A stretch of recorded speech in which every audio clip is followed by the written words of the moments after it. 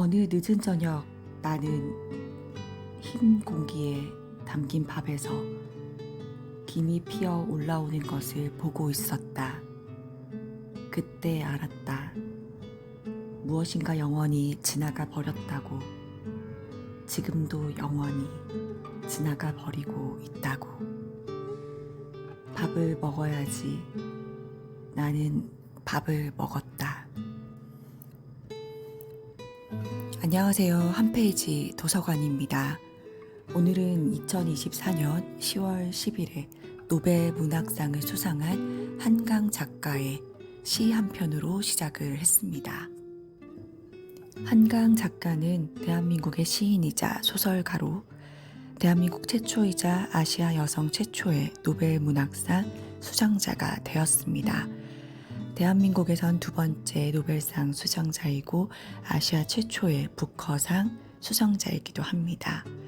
1992년 연세대학교 국어국문학과 4학년 때에 연세춘추 주간 연세문학상에서 시 부문인 윤동주 문학상을 수상했습니다. 1993년 대학 졸업 후 잡지 샘터에서 기자로 근무하며 습작을 준비하다 그해 개간지인 문학과 사회 24호의 시 어른꽃 외 4편을 발표하며 시인으로 먼저 등단을 했습니다. 시보다 소설 쪽에 집중해서 시집은 한참 후인 2013년 서랍에 저녁을 넣어두었다 라는 시집으로 발간이 되었습니다. 오늘 처음에 소개해드린 시는 이 서랍에 저녁을 넣어두었다에 실려있는 어느 늦은 저녁 나는 이라는 시로 소개를 해드렸습니다. 사실 한강 작가는 국제적으로 위상이 높은 부커상을 비롯해 여러 국제문화상을 수상한 경력으로 한국 문단에서 가장 노벨 문학상에 가까운 인물로는 계속 평가되어 왔습니다. 다만 노벨 문학상은 평균 수상자 나이가 6, 70대인데 한강 작가는 53세에 불과했다는 점, 또 역대 아시아 수상자가 거의 없다는 점 등의 작품 외적인 측면으로 보아 수상 가능성이 낮게 점쳐졌다고 합니다. 누가 노벨상을 받을지를 두고 베팅하는 도박 사이트에서는 후보로도 거론되지 않았을 정도라고 하네요. 그러나 스웨덴 할리먼은 이 모든 예측을 뚫고 한강 작가에게 상을 안길 정도로 그의 작품을 높게 평가했습니다.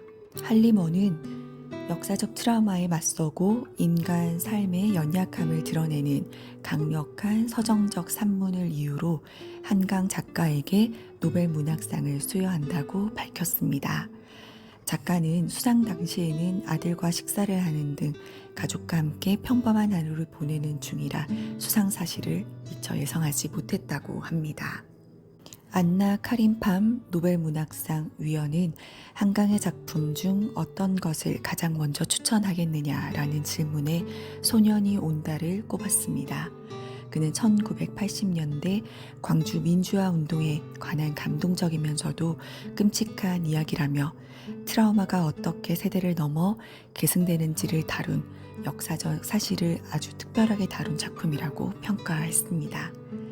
작가 본인은 노벨 문학상 측과의 인터뷰에서 어떤 작품부터 시작하는 게 좋겠느냐라는 질문에 모든 작가가 가장 최근의 책을 좋아한다고 생각한다며 최근의 책인 작별하지 않는다를 꼽았습니다. 한국 사람들은 노벨 문학상을 못 타. 그래서 이민 간다라는 영화 대사가 있을 정도인데요. 영화 패스트 라이브스에 나온 대사입니다. 한강이 노벨 문학상을 수상하자 이 대사를 읊은 배우인 유태오는 한국에 남아있지 그랬어 라는 위트 있는 글을 남겼다고 하네요. 수상 이후 인터넷 커뮤니티에서 과거 2022년 8월 김연아 작가가 한 발언이 재조명되었습니다. 향후 5년 안에 한강 작가가 소년이 온다라는 작품으로 노벨 문학상을 수상할 것이라는 발언이었는데 정확하게 맞힌 것이죠.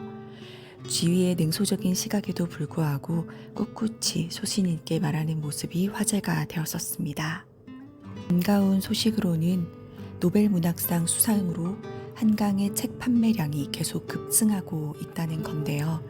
10월 14일 기준으로 1, 2주 내에 100만 부 돌파까지 기대해 볼 수 있다는 전망이 나오고 있다고 합니다. 한편 가장 많은 책을 구매한 것은 예스24의 조사에 따르면 중장년층이라고 합니다. 작품별로는 종이책에서는 소년이 온다, 전자책에서는 채식주의자가 가장 많이 팔리고 있습니다. 결국 수상 소식이 들려온 지 엿새 만에 한강 작가의 책이 100만 부를 판매 돌파했다는 뉴스가 나왔습니다. 주 벨기에 한국문화원에서 한강 작가의 책이 도난당하는 일이 발생했습니다. 문화원 관계자에 따르면 전날 오후 벨기에 브뤼셀 한국문화원 1층에 위치한 도서관에 비치된 한강 작가의 대표작 채식주의자 한 권이 분실되었다고 합니다. 노벨 문학상 수상에 대한 관심이 그만큼 높아서 일어난 해프닝이라고 여기려 한다라고 문화원 관계자는 밝혔습니다. 작품에서 5.18 제주 4.3 사건 경과나 원인, 결과에 대한 설명이 역사적 사실과 다르다고 비판하는 시각도 존재는 합니다. 하지만 이러한 사상과 이념은 차치하더라도 작가가 드러내고자 했던, 우리에게 읽어주고자 했던 메시지는 분명하다고 생각이 드는데요.